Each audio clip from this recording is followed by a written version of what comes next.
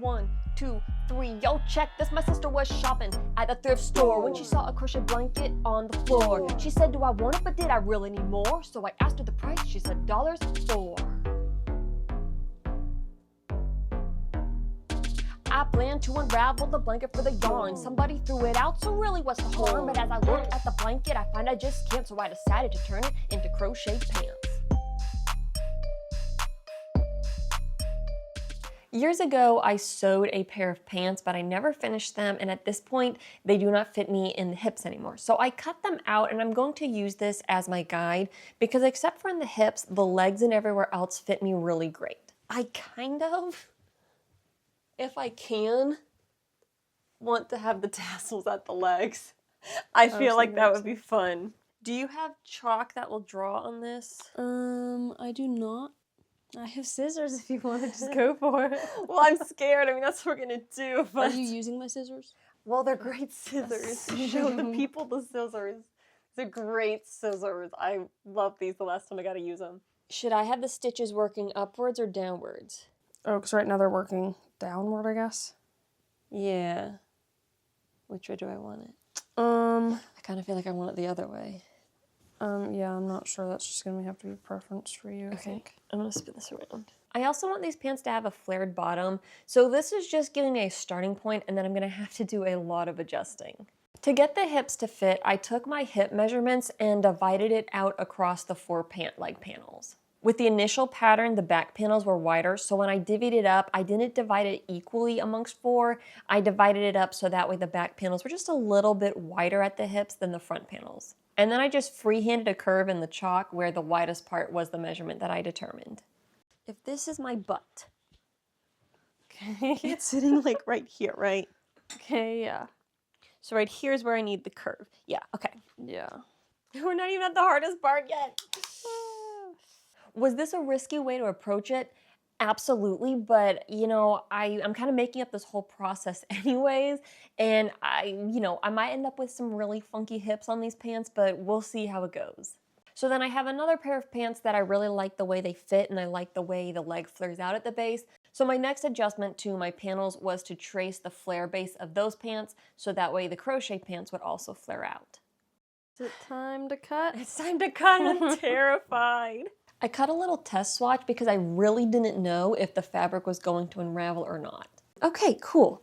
Okay, I'm feeling a little better. Now we're gonna cut. I made my first cuts, but didn't film any of it, so yeah. Cutting honestly went really well, but I was careful not to stretch the raw edges after I cut it. If these scissors ever go missing, You cannot take my scissors. you're gonna just know that it was me. You cannot take If my they ever go scissors. missing.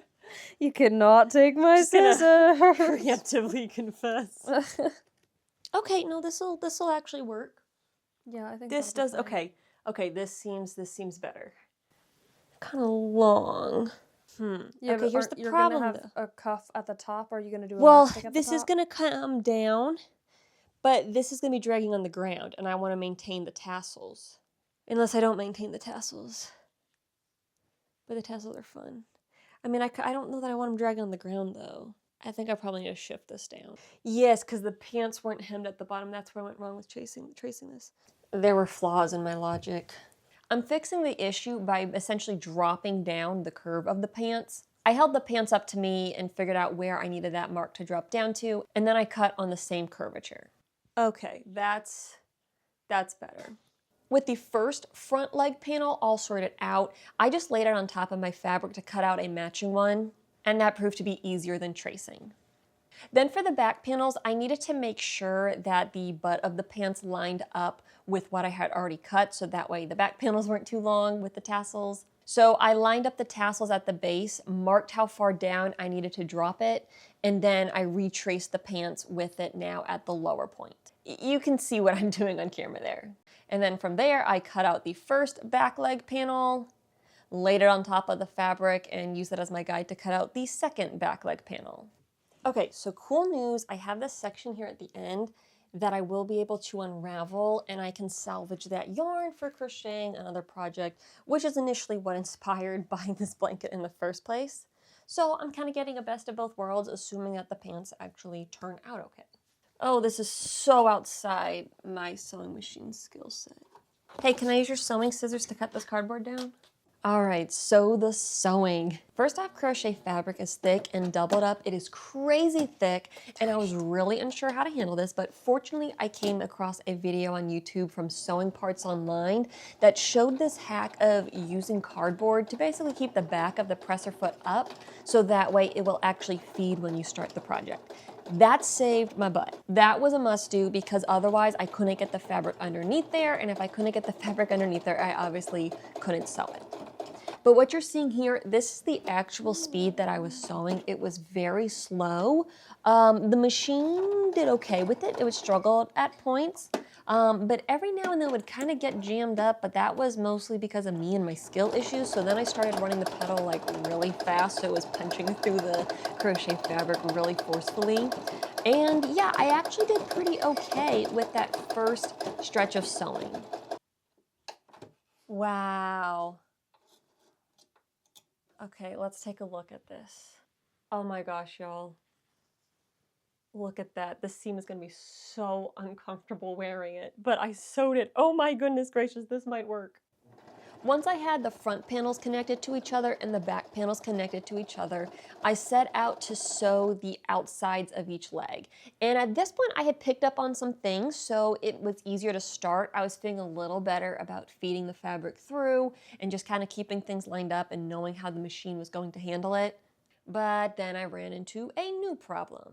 No, I ran out of the bobbin thread. How far back? Okay, well, I gotta do this whole section again then. So yeah, I kept having this problem repeatedly. At first I thought I ran out of thread on the bobbin, but it turns out that the main thread, I don't know what you call that on a sewing machine, but the main thread kept breaking. And I think the reason why is because the fabric was so thick and it was kind of getting gunked up on the teeth below that sometimes it would bunch up so much that the needle could get through, but it was just too much strain on the thread and the thread snapped. Every time that happened, I would realize that for the last several inches, it hadn't actually sewn together. I'd have to pull the project out, rethread the sewing machine.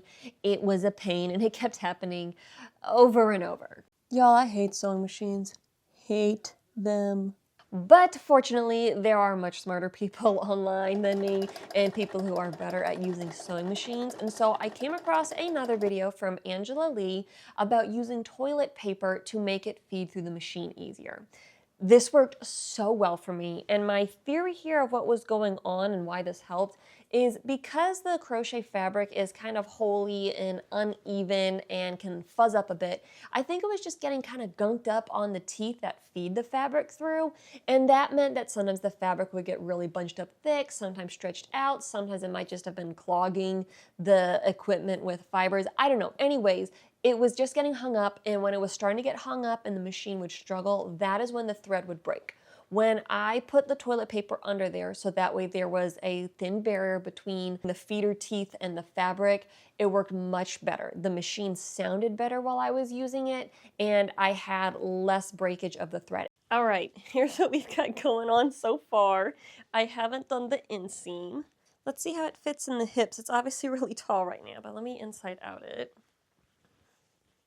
Okay, I think that's the back.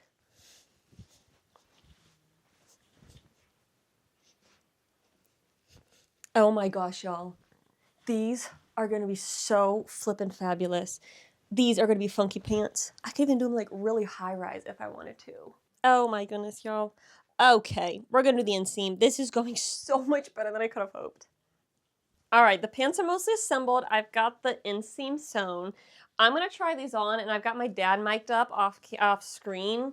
And he's going to give his honest reaction when I get these on, because when I showed him the last step, he was amused, we'll say. So we're gonna get a live reaction from him because it was pretty funny. Okay, now I gotta figure out which is the front and which is the back. I think it goes like this. You don't even know how to put your pants on? Well, you know, they don't have a tag in them and stuff, Dad. Oh my gosh, these are amazing. I feel like I could slim them up a little bit. So but honestly, turn around and look now? Okay, turn around and look. Oh my gosh. They're funky pants. I was trying to make funky pants, and I have succeeded in making funky pants. Yeah, they're funky, all right. I still gotta deal with this up here. I love these so much. What on earth? I love these. Okay, so I got a question. Yes, first of all. yes. Why? Why? Because they're funky pants. Oh my gosh! Because you know those. Listen, the internet's gonna love this. Y'all are loving this, right? I don't know. It seems like the way the feet down there by your ankles. It just reminds me of some movie with some kind of like alien creature, and those are like suckers that are coming out of it, and just. It looks like a bird with feathers. I don't know about that. I just crochet pants. I mean, what do you even call those? Are they pajama pants? No, they're pants. They're like lounge pants. I'd say sweatpants, but they're not like sweats material. Wow. Okay, I do need to take it in the back though. Well, listen. You don't need to make any for me, so don't. You sure? Yeah, I don't know. yeah. I kind of feel like you might want a pair. I'll pass on that. Mom, do you want to react to my pants? Okay, now I've got my mom in here to react as well. Mom, keep in mind these are not fully finished yet. I got to deal with like the hem and all that. Here are my funky crochet pants. You can look now. Wow! Aren't these amazing? They're pretty cute. See? I think they're pretty cute. I got it, like, yeah, the shirt's down, you know. All right, I went through and I kind of snugged it up in the bum a little bit.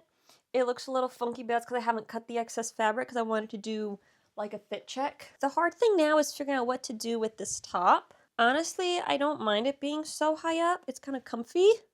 At the same time, it's kind of a lot of fabric. Unless I roll it outside and then back up. But no, that's too bulky. That looks dumb. Actually looks kind of cute, but I don't think I have enough fabric for that. I don't think I want them this tall though. This is a little much. Okay, so let's cut this excess off without cutting off the wrong part. The hem. What do I do? So here's what I settled on for the hemline. I just kind of folded it in and did a stitching around pretty close to the fold. And I'm gonna cut the excess off. Once I do this, there's no going back, as has been the case with all the cuts, but this one's a little scary because I'm getting rid of any kind of safety room if I decide I don't like this, but I think I do, so we're gonna go for it. Here's the pants. I might have to figure out a drawstring or something for these. All right, let's do the final try on. Okay, I lied. I did one more thing before I'm gonna do the final try on, and that is I pulled the hips in a little more. I just finished eating dinner. I'm kind of bloated after that. My people with IBS, y'all know just how bad that can get. So they are definitely going to be loose on me tomorrow when I wake up and haven't had anything to eat. So I wanted to take them in, just make them a little snugger because this fabric does have a good, nice bit of stretch. And I think taking in the hips a little more are going to give it a more flattering fit overall and just make it more comfortable. So now we will go do the final try on. And here you go. This is the final look for these pants. Y'all, I'm kind of obsessed with these. I am probably gonna add like a drawstring here in the front or more of like a tie where I will unravel some of the yarn and make a little strap here and here connected so I can adjust the front as needed because I'm a little bloated from eating dinner and they're staying up fine now, but when I'm not bloated, they're gonna be sagging down. And I hate the feeling of my pants falling down. Plus, if they fall down, I'll be tripping on the awesome tassels. So I will probably do that. But as far as the assembly goes, these pants are complete. I still don't know how I feel about the hemline. I think once I add the tie, that'll make it a little cuter. And I might also crochet little belt loops and attach them on here just to give it a little bit more of a finished look. If I were feeling brave, I would have added pockets, but this was quite the undertaking in the first place, so I did not add pockets. And then here's also a look with my shirt pulled down. I've got a big oversized baggy sweatshirt on. I think this would honestly look pretty cute with a t-shirt. Let me show you that. Do you have a t-shirt I can throw on? Here's how the pants look with something a little more form-fitting, tucked in. Again, I think once I add those extra details, it's gonna really bring it together and look very cute. Of course, before I could crochet those extra details, I had to unravel the yarn that was left. I debated before unraveling it if I was going to use some of the fabric as is to create a tie strap. but I skipped that idea. But I did have a good bit of fabric that I was able to unravel. Unfortunately, the first step was I had to remove all the tassels, and I had to cut them one by one and pull them off, and it was a pain removing them, and I just feel so bad for whoever spent all the time adding those tassels onto here. I held onto the tassels because I'll use those for stuffing other projects, and then I had to pick apart the ending slip knot, but fortunately it wasn't too bad getting to the tail end, and I got it loosened up and started ripping it out and started winding. And it ended up being this just crazy long process of ripping out a section of the blanket, yarn winding it, ripping out a section of blanket, yarn winding it, and just on and on and on. When it was all said and done though, I ended up with this beautiful cake. And here's how much yarn I ended up getting from what was left of the blanket. And that is more than is in your standard Red Heart Super Saver. I probably ended up with about 467 yards of yarn, so that's pretty cool. And here are the pants after adding the tie strap and the little belt loops. Enjoy this awkward footage of me filming myself wearing pants. Anyways, the tie strap ended up being really good and important because, like I said, with the IBS and the bloating, I definitely needed it to be adjustable. Honestly, I could have started the ties further around to the sides of the hip so I could have even more control over how small I go with it, but it worked out fine. I'm able to get it where they stay up on their own and aren't falling down. Here's another look at the waist. You can see the belt loops. Yeah, when it comes to the top of the pants, like the waist hemline, I feel like it still looks kind of unfinished. I think the belt loops definitely helped, but it still looks a little unfinished. I really needed a better plan for the waistline. But I still love the tassels. I think they're just so fun and cute, and the whole time I wear them, I walk around, I like kick my feet to make the tassels flutter and stuff. But yeah, I'm really happy with how it turned out because it proved my theory that I could use a sewing pattern to shape crochet pants. So I definitely have plans to make another pair of crochet pants. My next pair, I want to crochet the panels myself versus cutting up something that's already crocheted. But now I have the confidence that yes, this is gonna work. Let me know what you think. Would you try this? What do you think of the pants? Let's chat down in the comments. And until my next video, happy crafting.